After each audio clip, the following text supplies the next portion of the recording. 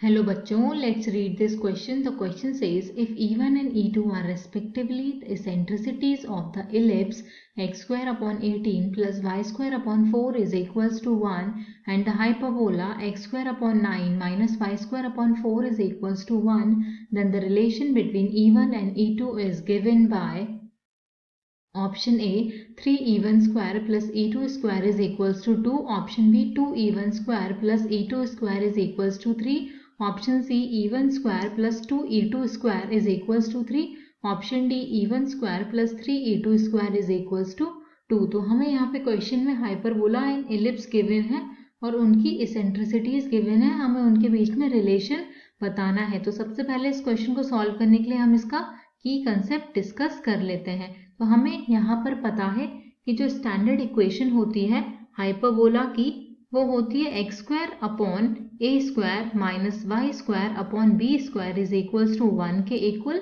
और जो इसकी इसेंट्रिसिटी होती है वो होती है A is equals to under root of 1 minus 1 plus B square upon A square के इक्वल। एंड इलिप्स की जो स्टैंडर्ड इक्वेशन होती है वो होती है X square upon A square plus Y square upon B square is equals to 1 के इक्वल, और इसकी जो इसेंट्रिसिटी होती है वो हम फाइंड आउट करते हैं A is equals to under root of 1 minus B square upon A square के इक्वल। यहाँ पर हमें सबसे पहले इलिप्स की इक्वेशन गिवन है। इलिप्स की इक्वेशन है हमारे पास X square upon 18 plus Y square upon 4 is equals to 1 के इक्वल। हम इसे स्टैंडर्ड इक्वेशन ऑफ इलिप्स के साथ कंपेयर करेंगे तो हमारे पास ए स्क्वायर की वैल्यू 18 आ जाएगी और बी स्क्वायर की वैल्यू 4 आ जाएगी। तो यहाँ से हमें क्वेश्चन में गिवन है कि जो इलिप्स की इसेंट्रिसिटी है वो है 1 के E1 के इक्वल। तो E1 is equals to under root of 1 minus B square upon A square जो होती है वो इसकी इसेंट्रिसिटी होती है। तो यहाँ से E1 जो आएगा हमारे पास E1 is equals to under root of 1 minus 4 upon 18। तो इसको सॉल्व करने पे हमारे पास आ जाएगा 18 माइनस 4 अपॉन 18, तो that is equals to E1 की जो वैल्यू आएगी वो हमारे पास आ जाएगी अंडर रूट ऑफ 7 अपॉन 3 के इक्वल। ये हमारे पास E1 की वैल्यू आ गई।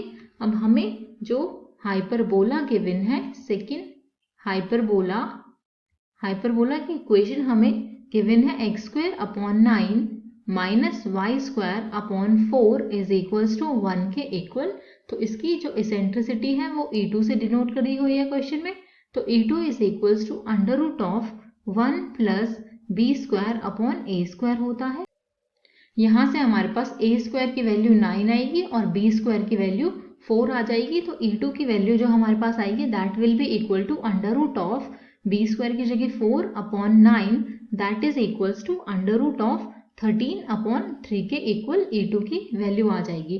अब हम ऑप्शन से चेक करेंगे कि कौन सा ऑप्शन करेक्ट है। तो सबसे पहले हम ऑप्शन नंबर बी को ले लेते हैं जो गिवन है 2E1 square plus E2 square is equals to 3 के इक्वल। तो यहाँ पे हमारे पास 2 इंटू E1 की वैल्यू जो है वो हमें गिवन है अंडर रूट 7 अपॉन 3 का होल स्क्वायर प्लस E2 की वैल्यू जो है हमारे पास वो है अंडर रूट 13 अपॉन 3 का होल स्क्वायर।